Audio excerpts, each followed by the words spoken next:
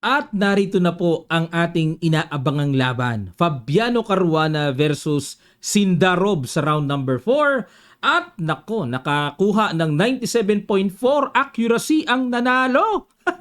Nagkapisakan kaya maganda, pero bago natin pasadahang i-analyze, iwanan ko muna kayo ng palaisipan hatid sa atin ng Internet Chess Club. It's white to play mga kamatsas. Ano kaya sa palagay nyo ang pinakamagandang gagawin dito ng white para smooth ang pagkapanalo? Sige po, lapag nyo ang inyong mga kasagutan sa comment section below. Kapag nag-analyze na kayo, nasagutan nyo, supportan nyo na po yon. Comment down below mga kamatsas. At sa mga wala pa pong Internet Chess Club, downloadable lang po sa Play Store at sa App Store sa inyong mga smartphones. At ganun din po, nasa description below ang site nito para magkaroon na po kayo. Ayan. White dito si Sindarov, black si Fabiano Caruana. Hihimayin natin mga kamatsas ha. Nag D4. D5 si Fabi. C4. E6, Queen's Gambit, declined. Knight F3.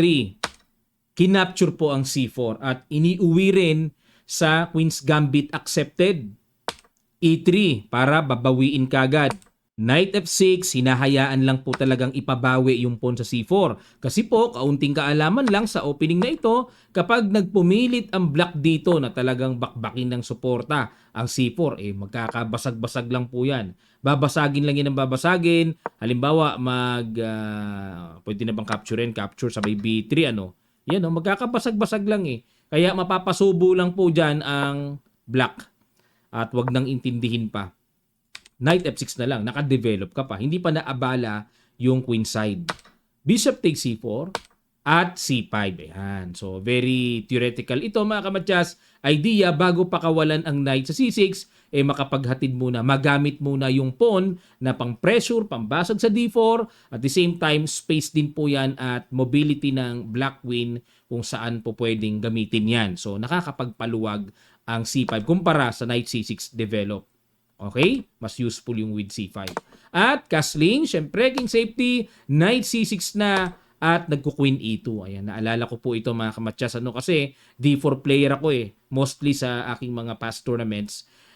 Under ng preparation ko ito as Queen's Gambit, accepted line. Queen E2, parang tipong iniwan ang pawn sa D4 pero may rook D1 naman yan na pangsalo para mabawi kung kainin man yung pawn sa D4. At hindi po diniretso. Okay, nag-A6 muna si Fabi at nagpaplano na titira ng B5. At nag-Knight C3, B5. Ayan. Bishop D3. Ang tanong, bakit ganun? Nakaamba na ng A6 hindi man lang pinigilan yung B5 sa pamamagitan ng A4. Kasi po yung ganitong structure, binabasag po yan ng white. Kumbaga talagang ini-invite ang black na pakumitin ng B5. Tapos, later on, babasagin po yan ng A4. Okay po? Yan ang mga teknikan. Bishop B7, A4. Ayan na nga po. Basag na. At dito, pumasok ang new move, novelty mga kamatsas. Dahil ang old line, nairita, kinain yung pawn sa A4. Okay po? So, dito tayo ngayon sa bagong tira ni Fabi B4 at nag-knight to E4. Okay? Centralize, sabi nga po sa principle, kung madadala natin ng pyesa ng pagitna at safe naman, sa gitna tayo. Kumpara sa mga tabi-tabi, paatras, humihina po ang kabuuan ng position pag gaganon. At nag-knight A5. Ayun, knight A5. Okay, so mayroong pang-obligahan. Pinapareact talaga yung knight sa E4 at the same time meron po ko nakikitang papagapang na C4 na plano dito ni Fabi. At nako, natumbo ka na. Knight takes F6, good move. G takes F6. Wow, interesting by Fabi. Kumbaga, nagpa-double pawn pero protected naman ang sentro. Ang purpose po ng double pawn na ito ay wala ng planong mag-castling dito ang black, definitely sa king side. Yung tore ilalagay po ni Fabi sa G8 para magkaulam ang diagonal bishop at ang tore. Kumbaga sa ulam, magkapares, magkapartner. Ano ba yung mga ulam na magkapartner? Galunggong saka munggo. Yan. Paborito ko yan. Pero ilag na po ako sa munggo Baka sumpungin ako ng gout.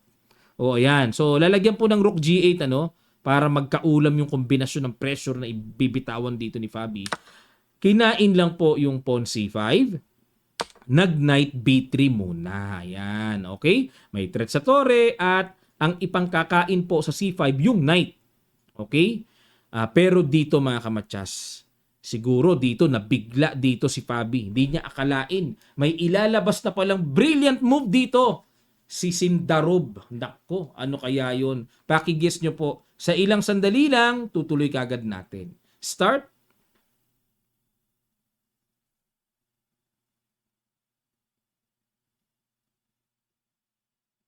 Maraming salamat po mga kamatsas. Bago ko po ipakita, lambing lang po, pakisubscribe naman ang channel na to ha. Marami pa pong hindi nakasubscribe sa mga nanonood. Salamat po. C6, brilliant move. Sacrifice ng pawn, nakatreat pa sa bishop. Sinabayan po, no? Kinounteran din ng atake. Bagamat under attack ang tore. Galing. Kinapture po. Pero himayin natin. Bakit pinatulan yung pawn? Halimbawa, matakam sa tore, ano ba mangyayari? Kakainin po kasi yung bishop. Syempre, nakatreat din ng tore, iilag yan. Pag umilag, may kain doon. Ayan, halos, delikado halos makalbo-kalbo ang queen side, no? Ayan, pasintabi po sa mga nanonood na kalbo ngayon. Pasintabi po, no? Kasi may nag-comment na nakaraan Sabi ko, maaayos ang sungking ngipin. May nag-comment Coach, sungki ako, wag naman ganyan. Kaya pasintabi po, no, pasensya na. Pang-explain ko lang yun sa nangyayari. Kasi parang wala na anytime pwede mag-bishop B5, halos makalbo-kalbo na, no? Walang pantakip. Delikado ang black dito, mga kamatsas. Balik tayo, ha? Balik tayo. Okay. So, pag C6, kinain po ni Fabi. Tama naman. Force move yan. At dito, mga kamatsas, hindi ko na ipapapasil sa inyo to ha, pero grabe ito. Talaga napabilib ako kay Sindarov. Boom! Knight D4. Brilliant move na naman. Number 1 move ng computer. Face to face to ha, hindi online ha. Baka may magtanong, Coach, online ba yan? Tamang hinala na naman Knight D4, grabe. Malupites. Kinain. Teka muna mga kamatsas. Atin munang himay-mayin. Pag kinain kasi yung tore, bakit pinakain lang yung bishop, no? Sige, kain. Tapos, halimbawa, mag-queen b6. Siyempre, nakatreat ang queen para may counter-threat sa knight. Ang gagawin po, babalik lang. Na dito, mga kamatsas, ang tanong, papaano i-rescue yung knight sa e1? Kasi, pag ito nakaangat at nakain yan, lalabas. 2 minor pieces kapalit sa isang tore. Lugi ang tore. No? Lugi. Kasi 2 minor pieces ang kapalit Nawala nga tore ng puti, dalawa naman na nakain. Okay? So, yan po ang mga paparating na dyan. Balik tayo dito sa Knight D4, brilliant move. Kaya ang ginawa po dito ay sinabayan ng kainin ang Knight, takes, at dito nag-Rook G8 si Fabi. Ayan na nga po, yung kaninang sinasabi kong magkaulam. Nako, delikading, lakas niyan. At nag-G3. Ayan, ito yung inabutan ko kanina nung nanonood ako sa live. Yan. G3, angat. Okay, ito yung parang nakikita ko kanina sa live kung hindi ako nagkakamali, yan ang ina-analyze ko Nag F5 muna. Okay, F5. Hindi muna kinain yung pawn sa D4. Okay, F5. Bakit kaya Teka muna mga kamatsas, teka muna po. Number 1 is, what if queen D5? May threatening matsas hindi naman biro yan, tira na yan. Mag-F3. Obligadong barahan. And then, pag kinapture po ang pawn sa D4, magbi-bishop E3, obligadong barahan ulit. And halimbawa, mag-queen E5, at dito po ay mag-rook F C1. Aatakihin yon. Iatras natin. Bishop B7, tapos mag-rook C4. Malalim din pala. Malalim din. Malalim din ang continuation. Pero dito po, slightly better for white. Ang kinalamang talaga dyan, ang pinaka-main factor dito kung bakit lamang talaga palagi ang puti is expose kasi ang blocking. Nasa gitna. Saan magkakasling yan? Iba pa rin yung nakapag-castling sa nasa gitna. Rare yung mga position na maganda yung hindi nagka-castling pero most of the time, dapat mag-castling mga kamatsas. Yan po yung ating tatandaan ha. Balik po tayo. No? So, pangalawa, pag diniretso to, halos kapareho lang no, mag bishop E3. Nakita na natin sa analysis. So, dito tayo ngayon at nag-F5 si Fabi muna at nag-bishop C4. Ayun.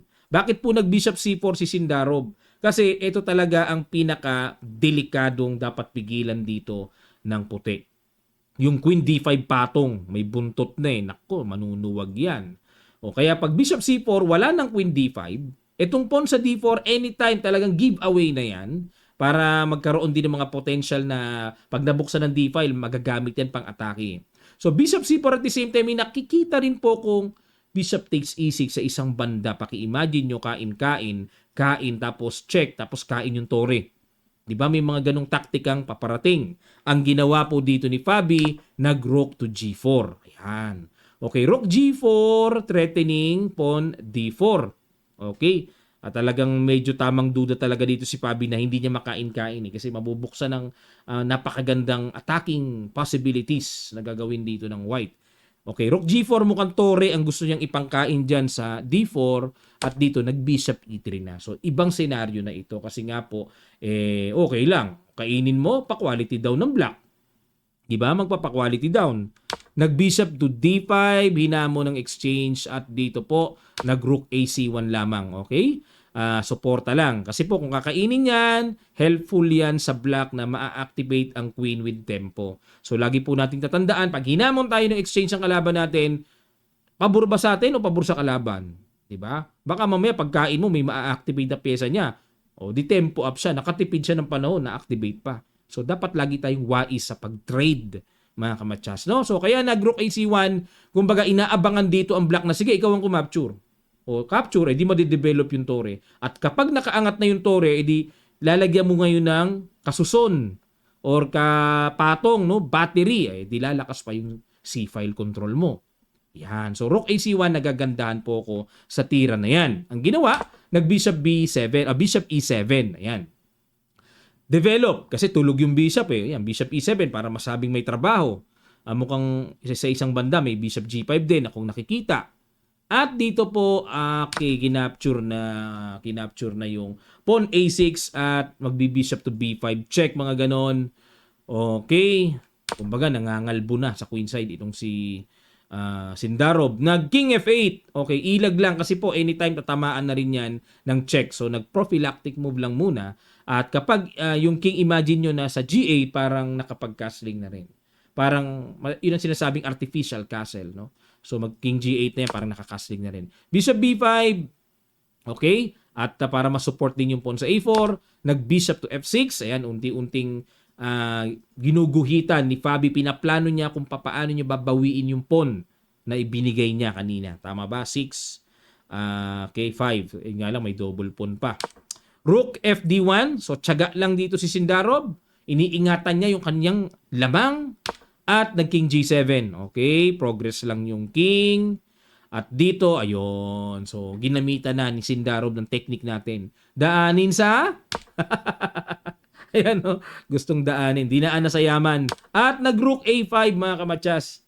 Bakit ayaw kainin dito ni Fabi? Kasi pag kinain po, may rook takes C6. At pagpalagay na kainin pa rin yung pawn sa A4, mag-D5. Yan po ang mga bitaw na mga talagang masasabing binibiling mabibigat na tira. Pag kinain po yan, magkuqueen C2 lang. Yun, threat yung tore at makukuha yung pawn sa F5. At yung pawn sa D-file, still isolated, weak pa rin po yan, mga kamatsas.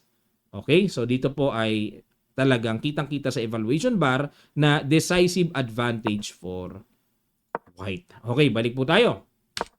So, ang ginawa dito, advance na tayo, no? Ayan. Bumalik eh. Okay, bishop F6. Okay, rook FD1, king G7. Ayun, nasa bishop C6 na tayo. And, ayun, nag-rook A5 lang muna. Extra patibay sa bishop D5. Kinain na, kain at nag-rook C5. Teka muna. Rook C5, syempre pag kinain, kain, okay lang, magkakapass pawn sa C-file, tapos mabubuksan pa yung tore sa puti. So, pabor sa puti. Ang ginawa po ay rook D7. Ayan, umatras lang si Fabi. Pero teka muna, ano ba ang nakita niya? Samantalang napakarami ng mga pyesang nakatutok sa D4, ano nakita niya? Hindi niya hinataw ng capture yan. Ano meron? Ito po, kakainin daw, no? So, obligado, queen takes. Para sapat ang depensa ng bishop. Ganun. May pangsugsuang pala, no? Ibibitin muna ang nakapin na yan. Mag-A5 muna. Oo, tapos A6 pass pawn. Pag kinain po kasi yan, hihiwalay kasi yung bishop sa D4 eh. So hindi pwede. Halimbawa mag E5 yan para talagang malaya ng makagalawang queen, talagang guaranteed may support na yung bishop sa D4, A6. Sige nga, bully natin. Queen A5, bishop takes D4. O di pagpalagay natin, rook takes D4, rook takes D4, E takes D4, and then queen D3. Ayan. So dito kitang-kita sa evaluation bar masasabi pong clear to decisive advantage for white na rin kasi napaka-dangerous ng pass pawn. Tatimingan na lang yan mga kamatsas, no? Tatimingan tapos may threat pa dito sa D4. Ayan, okay. Winning yan, winning for white. Okay, balik po tayo dito. Kaya naisipan ni Fabi na umatras na lang. I-maintain muna yung tore, i-timing ang kain dyan sa D4 at okay mga kamatsas, talagang wala na. Naisip kasi ni Sindarov, total makakain lang din naman yung pawn. Gusto na niyang manira ng pawn structure. Okay, manira. O kinain, di kahit pa paano. Ilang pawn islands yan? 1, 2, 3. Grabing pawn islands yan. Halos hiwa-hiwalay. Weak yang mga ganyang pawn islands na pawn structure mga kamatsas. Mahinang klase yan. So nag queen F3. Ayan, para tatrabahuin naman ni Sindarov na kainin ang pawn sa D5. Kumbaga maaari, hanging din ang pawn sa F5. Yun pala purpose ng D5 niya, no? Na kapag kinain, pag queen F3, may immediate, no, na pambawi. At dito, pumitas muna si Fabi. No, makabawas-bawas man lang. Para pagka nawala na yan, syempre kahit paano may pang push option na siya mamaya. Nag-rook C takes D5, kinain na. Rook takes D5, rook takes D5, at nag-queen to E8. Pumlesing lang. Threat ang pawn sa A4, at wala, simplihan na lang. Rook takes F5. Syempre, hindi makain-kain ang pawn kasi kakainin lang po yung tore. Hanging. Okay? Nag-rook G6. Okay, syempre, obligadong umiwas. At dito, ayun, ito yung mga binibiling tira na. H4 mga kamatsas. Napakalakas na tira. Lahat ng tira talaga ni Sindarov mapuwersa ngayon, Kondisyon na kondisyon siya ngayong candidates. H4 ang plano po mag-H5 para alisin ang tore na humaharang sa G-file attack na gagawin ng white. Nakaharang pa di maatake. So papaalisin muna yung tore. At nag-bishop C3. Ayan na, para itutulak na rin yung B, pass pawn. At maka-counter, pero tuloy pa rin si Sindarov with H5. Nag-rook A6. Ayan, kain na. Gigil na, kain na sa pawn A4. Pero yun nga, dahil na itaboy nga po ang tore sa G-file, nag-queen G4 check. Grabe ang chess, parang gera rin talaga, no? Mas lalo kong ang na-appreciate yung chess lalo, nakakapag-imagine, nakakapag-analyze ako. Lalo na yung nangyayaring gera ngayon sa Middle East, Parang chess hindi mo mapasok-pasok kasi fortress yung Hormuz, no? Yung Strait of Hormuz, fortress Talagang pag pumasok ka doon, patay ka Maliit lang ang space, wala kang maneuver na magagawa. Samantalang sila, ready, equipped na. Kaya yung US hindi makapenetrate Talagang puro sabog-sabog ang aabutin nila doon Tawag doon sa chess, fortress. Wala, hindi kayang pasukin, mga kamatsas. Sugswang. Pag sinabing sugswang, walang magawa. Obligado dadaan sa Hormuz, sinarado nga. Kaya nagkasuffer tayo ngayon sa distribution ng oil, mga kamatsas. Pag nabuksan yung Hormuz, maganda-ganda na laban. Okay, balik tayo dito, mga kamatsas. Queen G4 check. Nag-King H8. At dito, ito pa isang mabigat na bitaw. Puro talaga solid ang mga suntok talaga ni Sindarov. Bishop D4, check. Nag-F6. Ayan. Kasi po, kung kakainin ang bishop, may queen takes D4 check. Obligado. Kasi kung gaganon, delikading yan. May rook G5. Dungaw na dungaw. Diba? Kung dito naman pupunta, ayun, pwede na rin kainin kung tutuusin, pero H6 muna. Grabe. Pawn wedge muna. Para pagkain doon, solid talaga. Mamatyas-matyas ang aabutin dyan ng black. Okay po, balik po tayo mga kamatyas. Bishop D4 check, F6 hinarangan, at dito mga kamatyas, sige po, ipag-guess ko sa inyo talagang number 1 move ng computer. Bakit siya nagkaroon ng 97.4? Accuracy! Taas Huling bitaw, sa ayaw at sa gusto ni Fabi, na pa-resign. Sa ilang sandali lang, tutuloy kagad natin. Start.